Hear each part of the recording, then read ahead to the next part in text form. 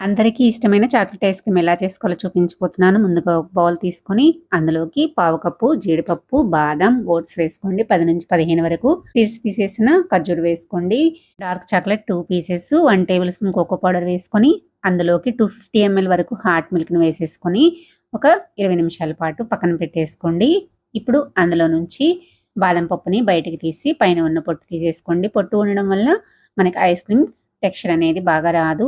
ఇలా పొట్టు తీసేసి వేసేసుకొని దీన్ని మిక్సీలో వేసుకొని ఇలా మెత్తగా గ్రైండ్ చేసుకోండి. గ్రైండ్ చేసుకున్న ఐస్ క్రీమ్‌ని ఒక బౌల్‌లో ఇలా వేసేసుకొని ఒక చాక్లెట్ పీస్ తీసుకొని గ్రేటర్‌తో ఇలా గ్రేట్ చేసుకొని మూత పెట్టేసి దీన్ని 12 గంటల పాటు ఫ్రిడ్జ్‌లో పెట్టేసుకోండి. 12 గంటల తర్వాత చూపిస్తున్నాను. చూసారు కదా, ఐస్ క్రీమ్ అయితే మనకి చాలా బాగా రెడీ అయిపోయింది.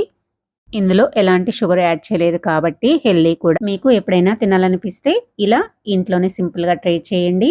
నా వీడియో నచ్చితే గనక లైక్ చేయండి.